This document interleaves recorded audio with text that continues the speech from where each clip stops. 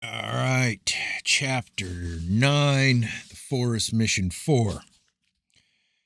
Man is prone to error because of his mortality and because his earthly habitat is compounded of matter apt to lead him into evil ways. He is directed by destiny and subject to laws he cannot break, so the freedom he enjoys is largely a delusion. Escape lies in only one direction, which is upward, and this upward rising is called the road to spirituality or the true way. Mortal man is enslaved by the demands of necessity, but this is an essential quality of earthly life, which prepares for the enjoyment of the greater freedom beyond. Like a sleeping man in hostile terrain, the slumbering soul spirit is defenseless and exposed to attack. Good and evil spirits exert influence upon it, and unless stirred to wakefulness, it cannot discern one from the other. From the moment of its conception into mortality, the soul spirit is subject to influences operating under the law of affinity, which either attract or repel. These move to the irrational soul spirit center of sensitivity, where they set up throbbing impulses, which move like ripples circling outward, seeking compatible responses. These movements are under the administration of destiny. Just as the body has rational and irrational centers, so with the soul spirit. The rational part of the soul spirit cannot be dominated by spirits, either good or evil, without its own free choice. This is the part not naturally inclined to evil and more receptive to the ray like impulses from the sphere of the Holy Spirit. The lives of all are ruled by a present destiny, but whatever this entails, each must rise above it, for destiny is the challenger, the handicapper, and the test selector. The soul spirit alone can be freed from the dominion of destiny. Mortal clay cannot.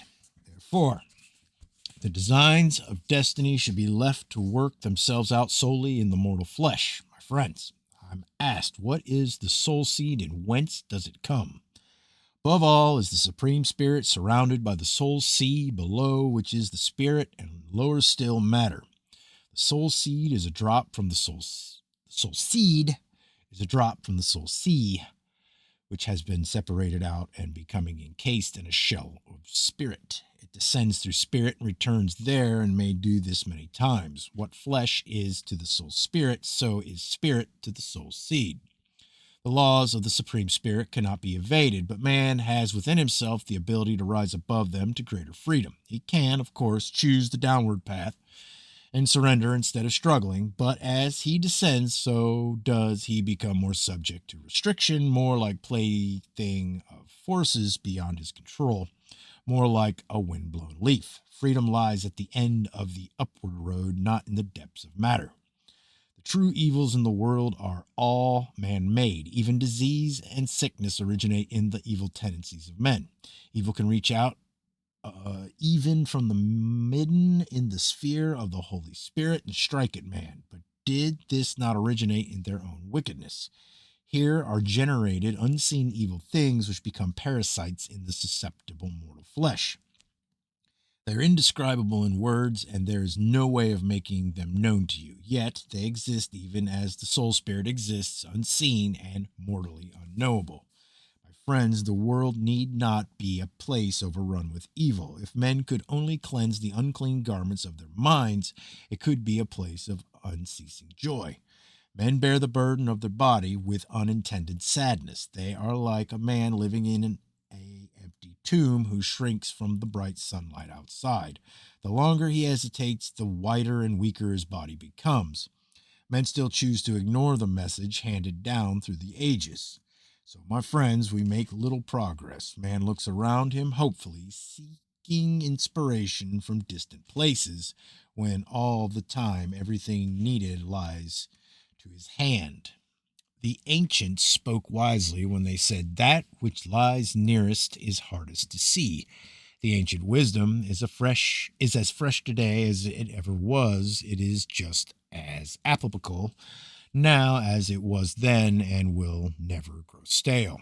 Man places too much faith in things he can see and grasp, while unseen things give rise to disbelief and doubt. Yet his whole life is dominated by unseen things and forces beyond his knowledge. The only rock to which man can cling with faith and assurance is the unshakable ancient wisdom contained in the good books.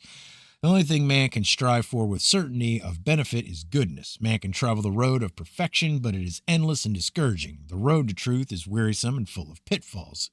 If you asked for one rule to guide you safely, I would say ignore the authoritative voice of the body and listen to the quiet whispers of conscience. Now you ask whether the unclean soul spirit degraded in darkness and humiliated by remaining in the substance with which it has an affinity ever resumes life in worldly form. It may indeed extend out into the brutish body of a man or into one more graceful, though heavily fettered by destiny. To say that any soul spirit is completely reborn in a new body is not strictly true, though it may manifest again on earth. Rebirth is accepted by those who worship the great goddess and by some others, but it is a much more complex matter than they believe. Their assertions are clouded by ignorance of the true nature of the higher sphere and the laws governing birth. There is, however, some truth in the doctrine, which is much deeper than they suspect. Nature models the earthly containers into which the soul spirit descends. She molds them according to the prescribed pattern and adheres to the spirit plan drawn by destiny. She likewise molds the bodies of animals and birds, though here the pattern is general and not differentiated by destiny as it is with man.